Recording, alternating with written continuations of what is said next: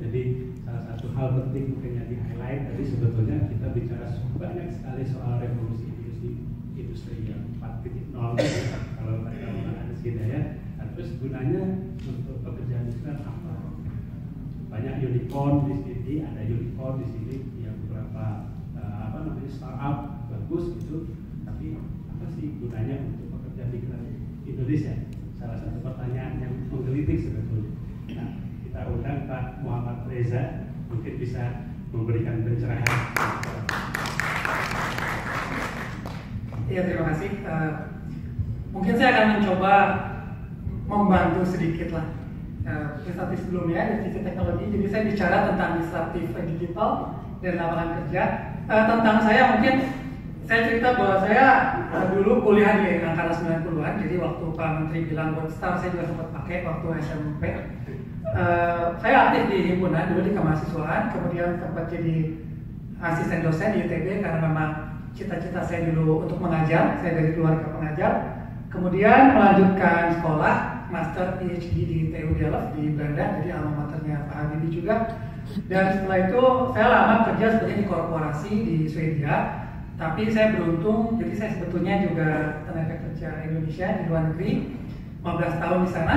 Tapi saya beruntung di korporasi ini saya bekerja dari mulai penelitiannya sampai kemudian implementasinya di bisnis. Jadi 2,5 tahun yang lalu saya memutuskan pulang ke Indonesia. Sebetulnya ada satu yang membuat saya penasaran, kenapa gap antara teknologi atau development atau industri dengan perguruan tinggi di Indonesia ini dari sejak saya kuliah sampai mungkin sekarang belum terlalu mulus. Dan saya duga apa yang saya dapat di sini itu yang ingin saya terapkan di Indonesia. Jadi saya pulang 2016 tetap di bidang listrik karena itu spesialisasi saya, tapi saya juga mengajar. Jadi saya mengajar di Bandung di Telkom University dan di Universitas Peradaban di Bumi Ayu di Jawa Tengah.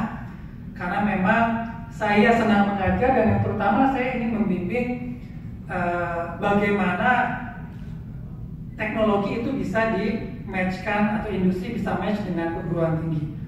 Di situ saya membuat inkubator startup dan saya sendiri juga bereksperimen karena saya peneliti. Saya juga bikin startup. Alhamdulillah dari 5, 3 meninggal startupnya, 1 hidup segan mati tak mau, 1 masih jalan. Tapi pelajaran itu yang saya terapkan ke tenan-tenan yang sekarang saya bimbing.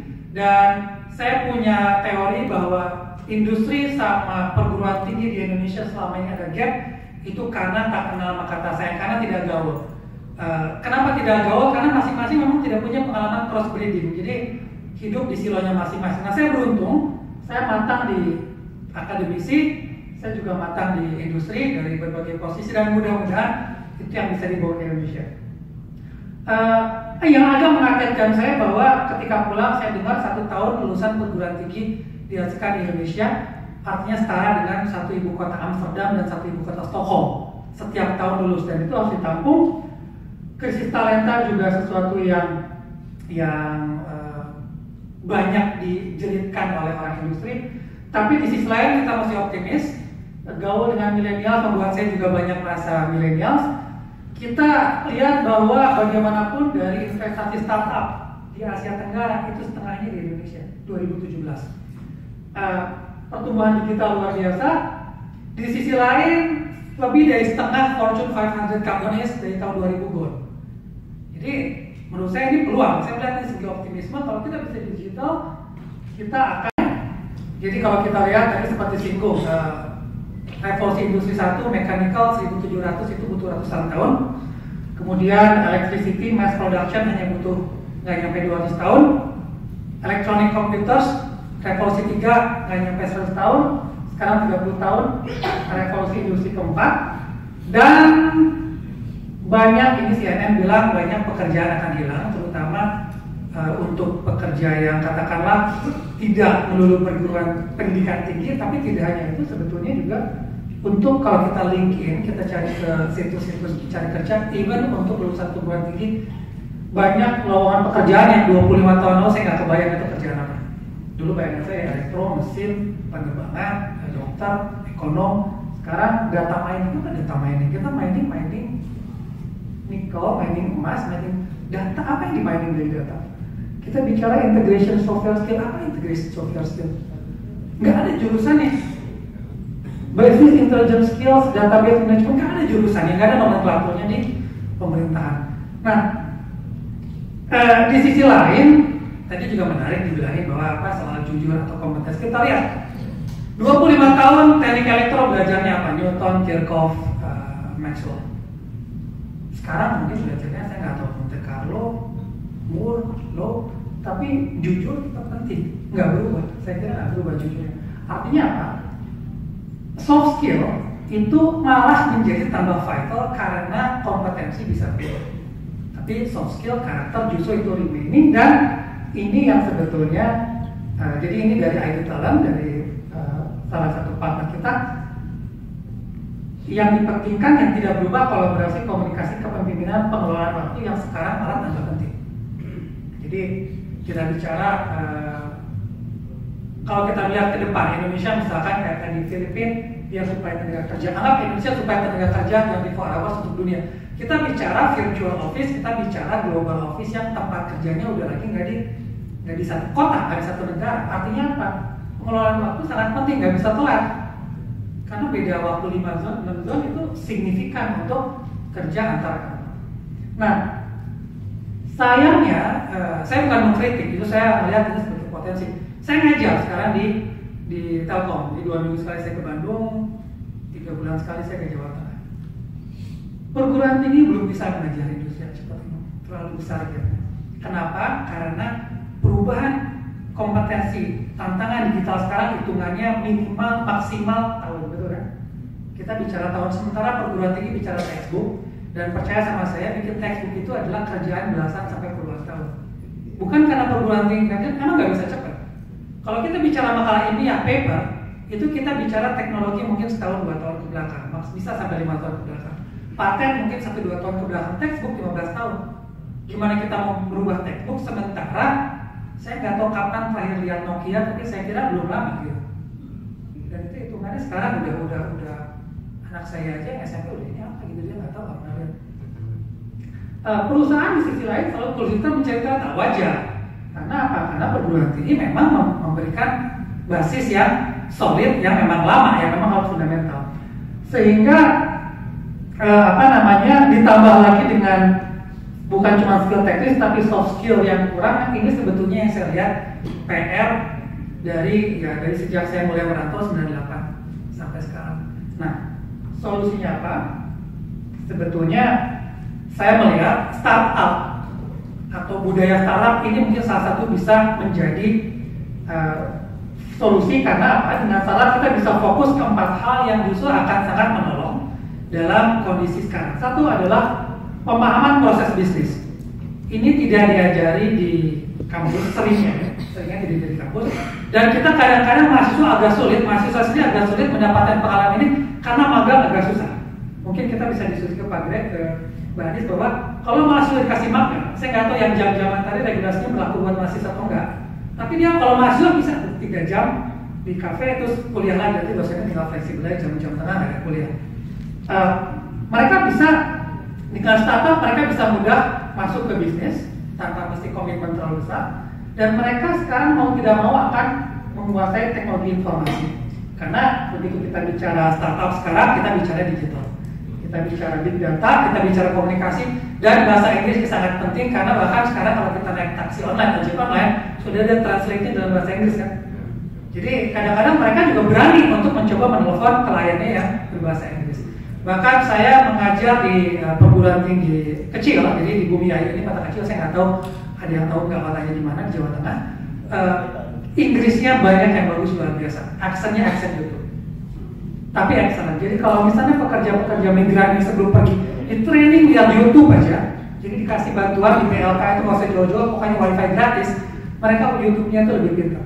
Saya juga kagum karena ini anak-anak daerah, tapi Inggrisnya excellent. Excellent dalam arti kata aksennya accentless, ya ada sedikit mungkin aksen daerah, tapi aksen YouTube yang dominan. Begitu kita berbicara startup, biasanya di situ difokuskan untuk solusi problem solving. Jadi dilatih untuk eksplorasi dan berpikir kritis. Dan satu lagi, startup adalah masalah multidisiplin. Masalah bukan cuma teknologi, tapi teknologi dan sosial dan seni. Jadi pengalaman saya membimbing startup di daerah dan di kota, itu justru lebih kelihatan mereka berpikir bagaimana teknologi ini perlu smooth. Contoh, kalau kita bicara teknologi untuk membantu pekerja migran Indonesia International, teknologi wise kasih anak-anak telkom Universitas Telekomunikasi bikin apps-nya hitungan bulan jadi. Saya aja kebayang bikinnya gimana. Tapi yang susah apa? Kita kan belajar psikologi gimana sih sebenarnya pekerja migran itu. Kapan mereka lihat apps-nya, apa yang mereka lihat. Nah ini sebetulnya yang jarang dilihat di silo-silo, ini bukan kritik, ini masukan di silo-silo perguruan tinggi. Jadi jangankan kita bicara kerjasama teknik elektro sama psikologi. Kadang-kadang teknik elektro harus kuat sama teknik elektro telekomunikasi, itu susah komunikasi. Jadi ini di mana dihajar, di mana dilepaskan itu di dunia startup. Jadi di Telkom University, di peradaban yang universitas kecil, saya membantu membuat startup. Startupnya mungkin nggak jadi, tapi proses mereka buat ini setahun terakhir itu yang menolong nanti percaya sama saya kalau dia gabung ke Apindo, Pak.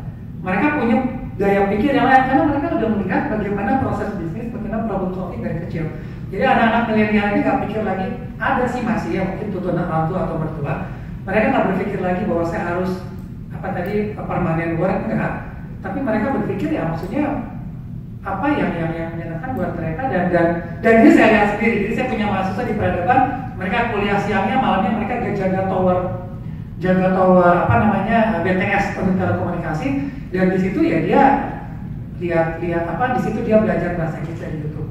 Jadi saya udah lihat Indonesia punya kemampuan dan bisa. Apa yang diperlukan dukungan dan bimbingan mungkin klise, tapi satu yang kita perlukan sebetulnya mungkin saya nggak tahu di sini yang akademis, yang kita mesti latih itu adalah gimana millennials ini mengenali diri mereka, tahu fokus mereka di mana, terima kelebihan kekurangannya, dan di sini mungkin yang saya pikir pemerintah mungkin bisa atau yang kami lakukan adalah membuat komunitas di mana mereka ini bilang. Kenapa saya fokus di perguruan tinggi bukan karena diskriminasi, tapi saya lihat satu perguruan tinggi itu investasinya udah besar, orang tuanya udah ngasih keluar uang tuh udah banyak, itu satu. Yang kedua adalah kalau mereka berhasil, mereka bisa narik pekerja lebih banyak. Dan yang ketiga, yang tinggi ini kalau frustrasi biasanya lebih merusak. Jadi tiga ini yang membuat saya kenapa fokus di sana di perguruan tinggi dengan komunitas. Dan yang ketiga, program magang ini yang kita berharap sebetulnya dari Apindo Industri, termasuk dari tenaga kerja asing, dibantu minimal digampangin lah. Karena biasanya magang itu kan fleksibel, kadang-kadang nggak digaji juga apa-apa, mereka kasih uang transport sama lah, juga senang banget mahasiswa. Kenapa? Karena mereka bisa dapat mentor dan mereka bisa terus belajar. Karena biasanya mahasiswa itu punya CV bagus tuh hanya cukup untuk dipanggil interview. Kemampuan mereka berbahasa Inggris itu cukup untuk lolos. Tapi pengalaman dari magang dan mentor ini yang bikin mereka bertahan dan mereka akan contribute di pekerjaan mereka. Satu lagi sebagai milenial, jadi saya ikuti Pak Menteri, saya juga punya YouTube channel. Bukan narsis di sini, tapi sebetulnya ini adalah bagaimana saya justru melihat kadang-kadang kita mengakali situasi dan kultur. Contoh, saya ngajar kalau saya bilang kuliah jam 7 toleransi 15 menit.